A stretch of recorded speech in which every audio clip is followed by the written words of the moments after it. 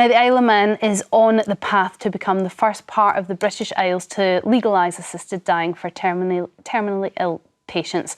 The assisted dying bill passed through the House of Keys earlier this week and will now move to a committee.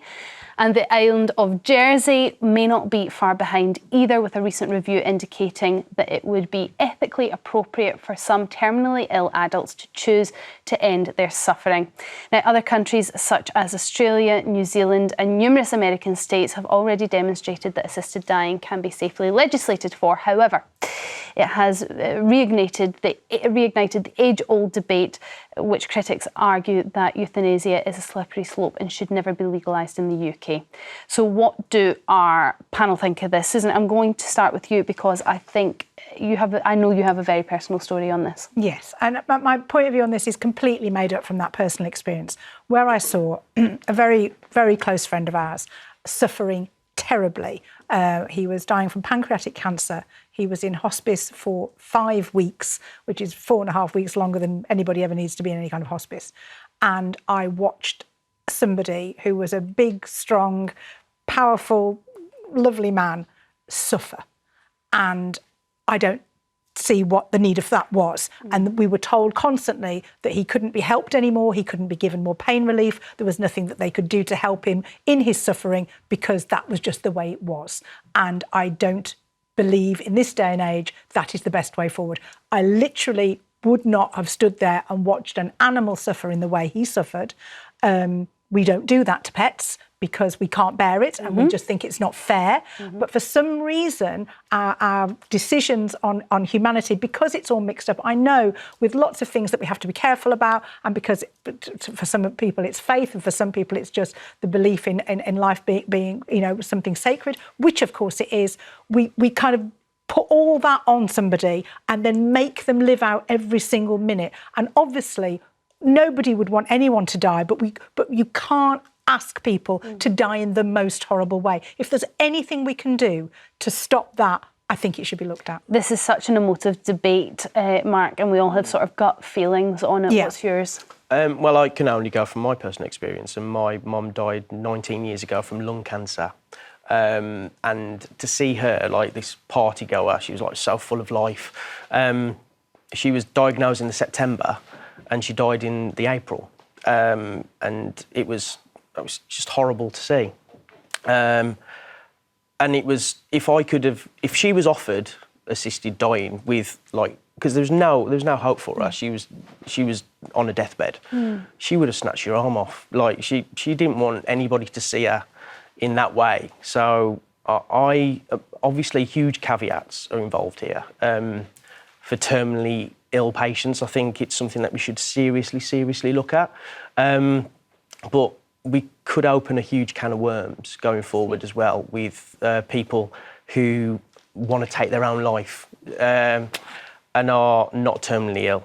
And I think that's probably why we're having this discussion. Well, yeah, I mean, on the Isle of Man and Jersey, the caveat for both of those areas would be that you would have to be terminally ill, and certain illnesses would be a different length of time that you would get. But I'm so sorry, I had no idea, but it just goes to show that everybody is affected by this subject.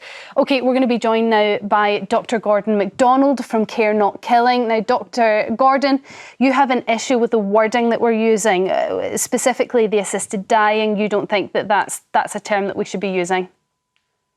Well, in the past, people obviously, until just recently, actually just even a few years ago, referred to assisted suicide or euthanasia, which are the proper terms. And, polls show that a significant percentage of the public, majority of the public actually, don't understand that the term assisted dying means actually giving people drugs to kill themselves.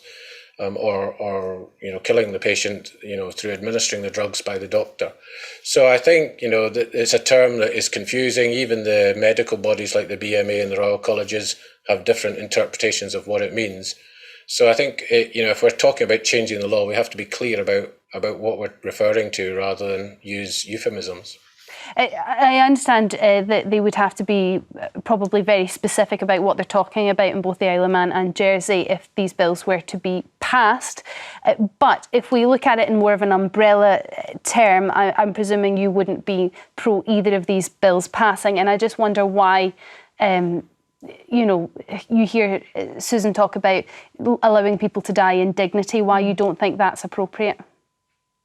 Well, obviously, personal stories are very difficult, and we all have experiences of relatives dying. Unfortunately, I think as a society, we don't address death very well, and there's an awful lot more work to be done around just having conversations with people and facing up to the reality of death for us all. But the hospice movement do make a fantastic job at caring for people as they approach the end of life, not just in terms of their physical needs, but their emotional needs, their spiritual needs, their family needs. Often it provides an opportunity for reconciliation where there has been some sort of family dispute or estrangement, and that in itself brings relief of the suffering. The suffering is often not due to physical symptoms or medical reasons, it's actually due to psychological reasons. And so all these aspects of the person need to be addressed, and that's what's done in the hospice movement. Now, clearly there have been cases of poor care in the past, and what we need to do is really look at how we invest in palliative care.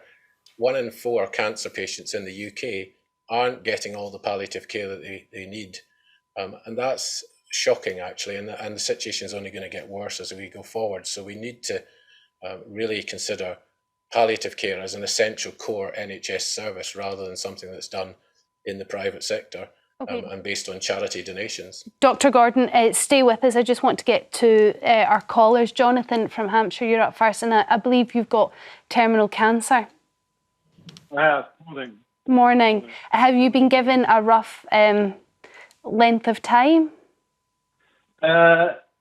Not as such, but I was telling you a researcher, I just witnessed my mum and my best friend both die of terminal cancer, and I would not put that through a dog. Well, you've just heard what Dr. Gordon has to say there, that actually quite a lot of the suffering is to do with the emotional aspect of it. Would you agree with that statement? No.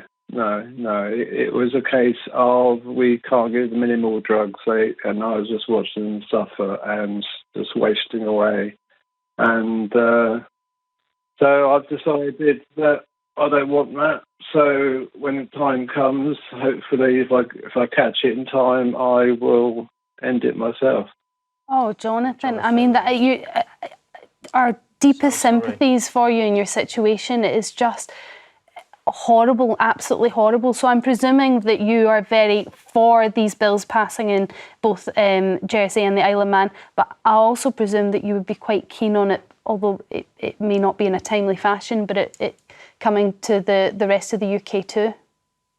Well, I totally agree with what Suzan said. I mean, she said everything I was going to say. But I don't think it's going to make any difference how these people are treated. But watching someone waste away in pain when you're being told by all the medical staff we can't give them any more drugs, because I was told my mother couldn't be given any more painkillers because she could become addictive. Yeah. I mean, she had with some strange things. Well, that is. Really, I mean, if somebody's terminally ill, surely becoming addicted is probably at that point. Correct. Well, but these things do happen, and you can say it's in the past, but actually, this wasn't that long ago. And the person I was talking about was falling out of bed all the time, trying to get to the toilet because he hadn't been catheterised. And I was told, well, he can't have a catheter because of risk of infection. The man was dying. It's ridiculous. Jonathan, I'd like to speak to you all day, but we've got loads and loads of calls coming in on this. I really wish you all the best. I hope there's very little to no suffering for you. And thank you for calling and sharing your story with us. Ian from Somerset, what's your thoughts on assisted dying? Do you think it's something that we should bring in? Top of the morning to you. Hi. My wife was diagnosed with dementia. She had it for 7 years. For the first 4 years, I nursed her. The last 3 years, she was in a nursing home. There was 20 patients upstairs, 20 patients downstairs, and only 2 of them got visited regularly. A lot of them never saw the relatives for 6 months or more. The last 6 months of my wife's life are degrading. She shouldn't have been here. And I suppose the difficulty, I'm so sorry for your loss, and I'm so sorry that you had to go through that for such a long time. I think the problem is when you get something like dementia, you know, it's the mental capacity to sign that document saying, you know, I no longer want to suffer. And I wonder whether it's quite difficult then to be able to get that, for them to have the responsibility and the brain capacity to understand what they're signing and for us to accept that. Would you have been happy to sign it on her behalf? No question about it at all. I mean, I nursed her. I saw her going downhill with 7 years. Yeah, Ian, I mean, I can hear the pain in your voice. I'm going to go to Dr. Gordon on this, because I'm presuming actually these are the cases that you're worried about in terms of bringing in assisted dying.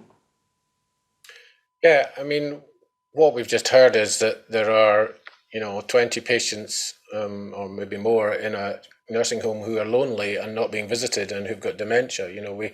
You've just had a discussion about loneliness, and 17% of people in Canada who had an assisted death claim or said that they were lonely, and this is the breakdown in society that we have. And then when you then say, well, somebody doesn't have capacity, so someone else can make that decision for them, you very quickly move towards a society where people are looking at a sort of eugenic reason, saying, Dr. well, Gordon, I don't think this person's I just need to quality of life is correct you on sufficient. that. You keep bringing it back to the societal issues and the fact that people are feeling lonely and the emotional impacts of being terminally ill and being in a hospice. But actually, you've just heard from 3 different individuals with 3 very different experiences who have all said the pain did not come from their mind. Their pain came physically from their body. Now, we live in a society where we have the medical advances to stop that from happening. No, there's no points for pain. And so why are we allowing people to suffer in that way? Well, I would ask that question too, because, that we have to ask what quality of palliative care was provided in many cases where these are cited.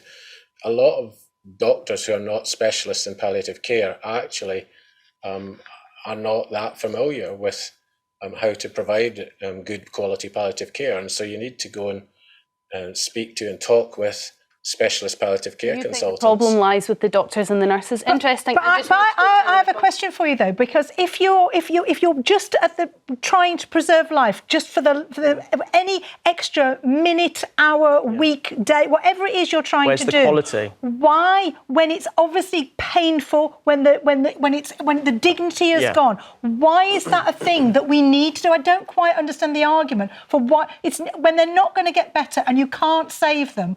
Why are we making people live out every single minute in that way? Well, we're not making people live out every single minute because we don't seek to prolong life beyond its natural end. Palliative care is about helping people in the lead up to natural death. It's not about prolonging it longer than that. And part of the problem in acute settings is that there's lots of interventions that are unnecessary in order, precisely as you say, to try and either cure or prolong life longer than it should be prolonged. So we have to. But I think your analysis on longer than it should be is different. You think it should come to a natural end, and our panel think that once the quality is done, it's done. Barbara from Jersey, I just really want to get a quick call from you because you are in Jersey. How do you feel about this? Well, I'm not keen on it. I'm not happy to have assisted dying in Jersey. First and foremost, I think we'll have loads of people coming over. And I have my own family. I have doctors in my family and really good qualified nurses. I've never spoken to them. Yes, I did speak to one of them. And they said, Mum, how can we sort of thing, help people to die when our calling is to... Barbara, you make a very, very good point that actually we're putting a lot of pressure on doctors and nurses and asking them to do something that will be completely counter to what they want to do every day they go into work. But I suppose it might be a kindness, maybe you consider it that. And I wouldn't worry about people coming over to Jersey. I don't know whether it's Jersey, but certainly in the Isle of Man you have to live there for 12 months before you can access this.